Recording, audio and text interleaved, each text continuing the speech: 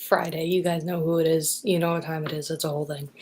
So, last week was Joseph interpreting the dreams. Did not end well for the baker, ended well for the cupbearer, and then Joseph was just kind of there. Everyone say hi to Elvis. He's not biblically accurate, but that's okay. He's just going to be there. I just feel like we have to acknowledge that. Okay, so Joseph, he's still in prison. I cannot touch the desk because that'll happen. Please calm down. Okay. We're going to be careful. All right, here we go.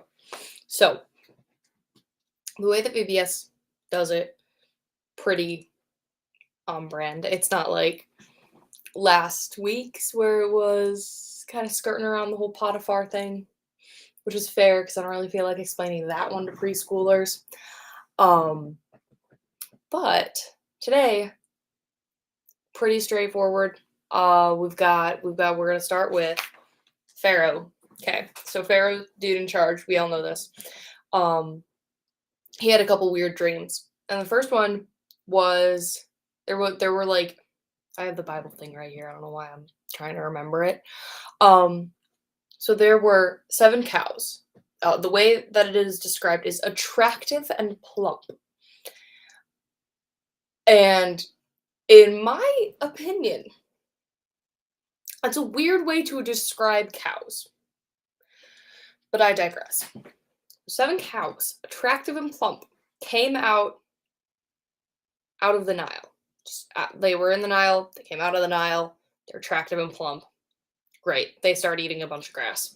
But then there are other cows, 7 more cows, thin ones, that they were ugly and thin. Again, weird ways to describe cows. We're just gonna live with it, I guess. And then the ugly thin ones just straight up eat the attractive plump ones. And then Pharaoh wakes up and he's like, what? Which is fair. I would also wake up from a dream like that and be like, what? So I see where he's coming from. But then he fell asleep again. Another dream. This time we've got 7 ears of grain, plump and good. Still weird. I like grain. I feel like there are other ways to describe grain. I can't think of any. I don't grow grain. But good and plump, or plump and good. Anyways, they were growing on one stalk. 7 ears grain, plump good, one stalk. But after that, there were 7 more ears of grain that were thin and blighted by the east wind. Very specific. Okay. Thin ears swallowed up the 7 plump, full ears. And then this is my favorite verse, I think, ever. And Pharaoh awoke, and behold, it was a dream. That was a dream. I had no idea. Elvis, did you know that? Yeah, he doesn't really say much. He just kind of stands there in the background. Anyways, so Pharaoh's a little bit freaked out by all this. He's like, what? Why do I keep having dreams where plump things are eaten by not plump things? Like, which, fair. And they didn't have the internet, so I heard back then. I'm gonna just pop online and be like, hey, Reddit, why is this a thing? You know, like that. Okay. You guys understand. And so, okay, so he called. It says that in the morning his spirits were troubled, which is fair. If you're dreaming about cows. Oh my goodness. If you're dreaming about cows and grain being eaten by other cows and grain, I would also be troubled. So he called all of the magicians of Egypt and all of the wise men. And he told all of them the dream, and they were all like, I got nothing. I don't know what's going on with all that. I got nothing for you. But then the cupbearer was like, oh. Hey, Pharaoh. Okay, so there's this dude. You remember when this is what he says. well, okay, he says, "I remember my offenses today," but really he's like, "Hey, I messed up." He's like, "Remember, you were mad at me. You were mad at the baker. You threw us in prison. That sucked. There's a dude down there when we were down there. Baker's we're pretending he's over there. That's probably like his grave. He's still dead. We were with this dude. He was like Hebrew, and we had weird dreams. And he told us what they meant, and then it like came true. So maybe talk to him. He's probably still in prison because I did forget about him, and I'm assuming you forgot about him too. I bet he's still down there." And sure enough, Joseph was. This was 2 years later, but I don't know if I said that. This was 2 years after the cupbearer got out of prison and just immediately forgot about Joseph. That's when this is happening.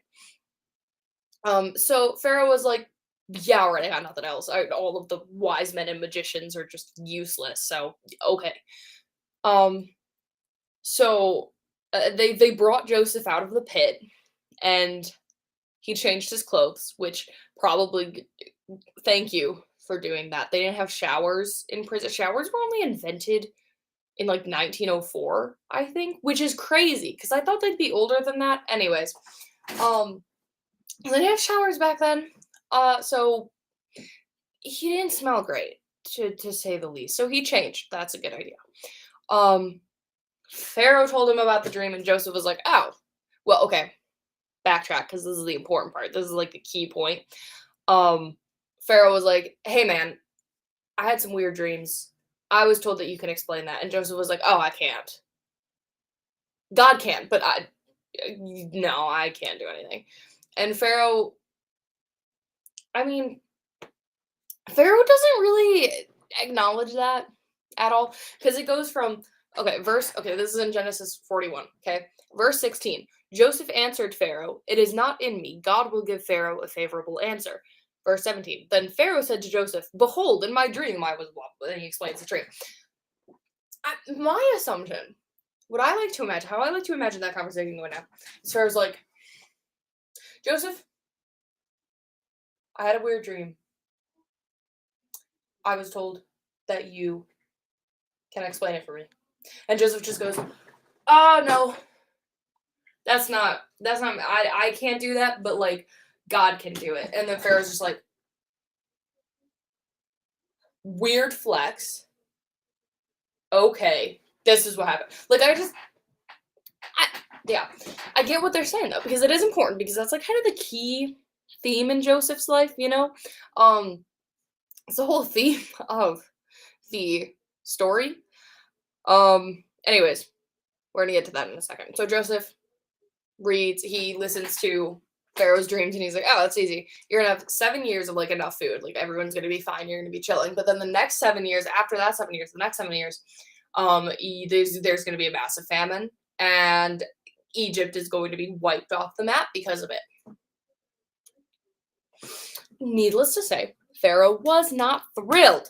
Um, and so okay, because there's a lot of explanation here, and then okay, so he's like, "Well, because you had this dream twice, that means that the thing is fixed by God. Like it's happening. Okay, so get ready." And he's like, "But we can do something about it. Like we don't have to just sit here with the knowledge that this is it, everything's gonna be wiped out in the span of 14 years. Like we are like God's telling us so that we can fix things and like prepare for it." So Joseph, like, "What you got to do, Pharaoh? I gotta go. You know those all of those magicians and wise men. Like you have smart people. Find a smart person, okay, smart, capable. Have him get like a fifth of the food that is grown in Egypt from everybody, like, and just store it so that we have it." Uh, and then Pharaoh is like, "That's smart. I'm gonna do that because then even if there isn't, I mean, he didn't say this, but even if there isn't famine, you can still like sell the food or something. Like we can figure it out. It's not really, and 1/5 of the food grown every year, that's not gonna affect anything. So we're good. We're good." So I was like, "You know who the best person for this job would be? Not one of the Not one of the wise men, magicians, anyone. Let's get the dude we just pulled out of prison 5 minutes ago. So he did. He was like, Joseph, you're the man for the job. I've never met you before right now. I have no idea who you are. I probably don't even know. Actually, I don't know if I know your name because I just kind of give you a new name, but you're the man for the job. And also, and I don't really think that they don't really say this part in VBS, which is probably for the best. They just kind of give him a wife and also a new name and also a bunch of clothes and also Pharaoh's gold chain and his royal ring because apparently in Egypt you gotta have drip, and so Pharaoh was sure to provide that drip. The word drip is brought to you courtesy of my little brother. So that's what happened. That's the story. There was indeed a famine 7 years after that 7 years, just as God told Joseph, Joseph told Pharaoh. Joseph's preparations came in clutch. That's it. The way that it's done, because obviously you have to condense it a little bit for VBS. You only have like 20 minutes to explain it. A Pharaoh does have a teddy bear in the story. I feel like that's really important to tell you guys, is Pharaoh does have a teddy bear, and I love that mental image, even though teddy bears were not invented until, I believe it would have been the 1890s. I will fact check that. No, I won't. I'm gonna forget in 2 minutes. Fact check me. Tell me when teddy bears and showers were invented. But there are your tidbits for the day. And I think it was the late 1890s. Like, I think it would have been around probably within 4 years of 1899. Maybe. Anyways. Oh, no. It would have been early 1900s. This is very besides the point. Anyways. So, the way that they do it in VBS. That means that teddy bears and showers were invented around the same time. Weird. So, Pharaoh has a teddy bear in this. Joseph doesn't have a shower. Anyways. I like to think, okay, Joseph might have been a little bit frightened. If I was almost murdered by my brothers, thrown into a pit, sold into slavery, ended up in Egypt, ended up in prison for like 2 years, and then all of a sudden I was in charge of the country. I personally would not be having a great time with that. But that's where the key point comes in. The key point in VBS for this day is God is in charge, which is good, because I feel like if just humans were in charge, wouldn't be a good time. We're really good at messing things up even when we are trusting in God. So, it's VBS. Brought to you by Elvis. Elvis, do you have a message? Like I said, he really doesn't talk very much. So, anyways, I hope you learned a little something, either about Joseph or showers or teddy bears. I don't really know. That's it. That's all I got for you. So, next week is more VBS stuff. The week after that is more VBS stuff, and the week after that is whatever it says I'm doing on my spreadsheet. So, I will see you guys next week, and hopefully I will see you all at VBS.